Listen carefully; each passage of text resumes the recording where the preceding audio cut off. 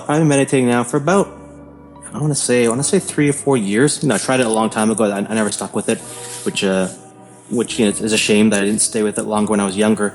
But I found it again, 3, 4 years ago, and I've been really very diligent about it since then.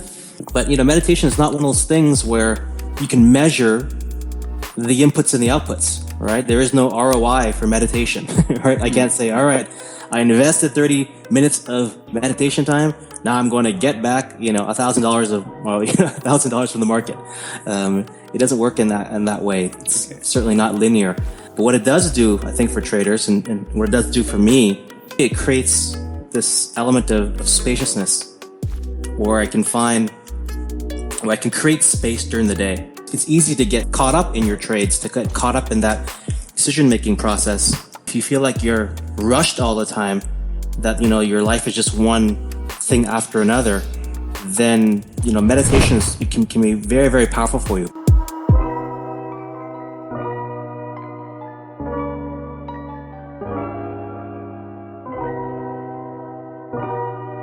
I get up at 3:30 here on the West Coast, and this is the earliest Blake wanted to move. Normally it was, it's an hour earlier than I have for, 20, 30 years. I get up at 4:30, but yeah, it's a process. All day long I'm processing new information. It's an ongoing, it's like a living organism. And I'm also a big believer in correlations, but they break down. So what overrides a correlation is you have to treat each instrument like it's a unique individual and trade that. And you could use correlations for flus or something's out of line, but don't count on them because they work till they don't.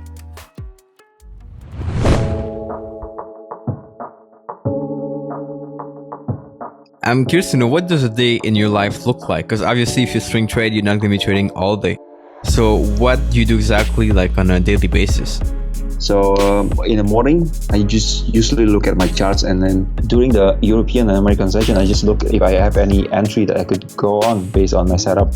If not, then I don't do pretty much nothing, because I'm trying to make money in the Forex market. I'm not trying to make my broker rich. So if I don't see any setup, then I don't really do anything about it. So, but if I do have a setup, I usually enter it, and then after that I just manage it carefully. So I move my stop loss and everything based on my setup. Pretty much I spend a lot of time with my family. So I usually sometimes drop off my kids at school. I'll pick them up, and then that's pretty much it in my life. Mostly people that I saw, like the new traders, they're so stressed out when their accounts they have a drawdowns and everything, so they're really stressful, and then they're trying to make like a revenge trade to make up all the money they lost, and then at the end they lost more money than initially they have. I think the most important thing for traders is to fall in love with their charts. You need to treat your charts like your relationship. I mean, trading is kind of like a relationship. I mean, when you fall in love with somebody, right? You give them your full trust and everything. It's the same thing as trading. I mean, you need to fall in love with your charts. You just have to trust whatever the chart is telling you instead of listening to somebody else or looking at like the so-called expert or the guru. Just look at your own charts and then look what it's telling you. I mean, everything is there. You just have to trust it. I mean, I love my family and all, but I like to be alone with my charts. I mean, I'm treating my charts as I love my wife. So whatever the chart's telling me, that's what I take in the trades.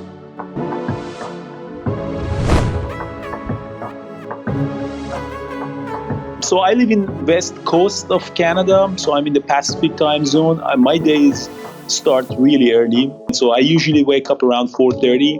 I try to get some activity done by 5:30. I usually go for a run if the weather is good or not. I try to go to the gym, do some cardio. In the summer when we have the lights, I usually go for a bike ride, 4:30 to 5:30.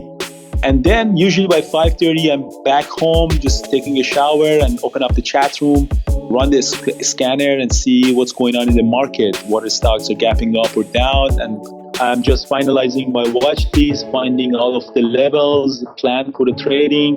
I usually finish trading but in the first 1 hour. Sometimes, 30 minutes, sometimes an hour and a half, but usually around 1 hour, I finish my trading. I do the recap in the midday. Usually my time would be 7:30, which in the Eastern time would be 10:30 in the morning. I'm in the habit of stop trading after I make my daily goal because I know I've done that a lot. If I keep trading, I lose my morning profits. And after that, it's just I have my day for myself. I just enjoy my day, 8 o'clock in the morning, Pacific time. You can do a lot of things. You can go skiing. You can enjoy your time. If you have another job, you can just go and be at your job at 9 o'clock in the morning. So it's really a privilege for me to be in the Pacific time zone. I think physical condition is extremely important for day traders, for traders. You have to be in good physical condition. If I want to compare trading to other professions, I think the closest that I can think of is professional athletes. Because your performance is measured daily. If you are, for example, an Olympic swimmer, no matter how good you are during the preparation and practice, you have to be perfect in the competition day. You have to be in the Olympic day. In that day, you have to perform well. Otherwise, nothing matters. No other profession is like that. If you are an engineer, if you don't feel good, you just don't go to work, but you still get paid, and your career won't get affected. And a lot of professions are like that. If you're a lawyer, if you don't feel for 1 week or 2 weeks or 1 month, it still is okay. But the day trader, doesn't matter how good you are, you have to be in excellent physical and emotional condition that same day.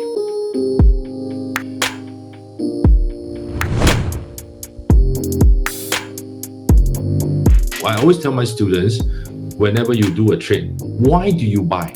Why do you enter a position? You must always ask yourself, you don't buy for the sake of buying. Yeah. You want to buy because you know there's a chance to make money or profit. Yeah. Then you go in. Yeah. So I always encourage my student to screenshot this particular setup. Why did you go in? So that's why when I do the back testing, I'm very easy. I look back all my log, where I went, I go and test. Oh, this is where I went wrong. I like to see different time frame. Okay. When I too engrossed in time frame, I always go out and look at a bigger time frame. Mm-hmm. So I always do this. I look at bigger time frame. I will not be, locked down on a small time frame. Then I can see a bigger picture. This is what I think is good habit. Yeah. You need to do this. When you do on the shorter time frame, you so engrossed in it and you forgot actually what is the bigger picture. Mm-hmm. Yeah. So this is a must for a trader.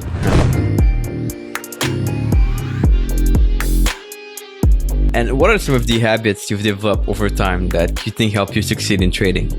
It's just that consistency, I suppose, in what I'm doing. Being well prepared, being well organised. I sit down and I'm ready to trade. I don't have any faffing around or any messing about to do. It's just ready to go. I'll sit down, I'll open the laptop up, I'll have a cup of coffee with me, and that's it. I'm ready to go. So being well organised, keeping track of everything as you're doing it, keeping a journal. Mm-hmm. That's a very important part. It's a very important habit. And also I'll do screenshots. The other thing is doing that, keeping your journal and keeping your screenshots, a great habit for anyone to have. The good thing about that is you have a bad day and you can just go back over it at the end of the day and you can see that everything you did was exactly what you were meant to do. And it doesn't feel half as bad, even on a losing day, you know that you've done exactly what you were meant to do. In fact, I heard a lady trader, saying that about checking up on what you're doing and making sure that you're being true to yourself. She said something along the lines that at the end of each week, she would look at her trades. If she was up, if she was in a winning position and she looked back over her journal and her screenshots and she realised that she'd cheated herself, that she'd taken trades that were way outside of her criteria and she shouldn't have taken, she'd end up having beans on toast that night for dinner. But if she looked back over her trades and she'd had a losing week, but she checked and everything was exactly as it was and the trades were exactly as they should have been and the criteria was hit exactly right every time, even though she'd lost that week, she'd treat herself to a nice meal or she'd go out and have her nails done and everything else. And that is that thing about instilling that thing about, you've got to stick with that criteria. It's pointless cheating.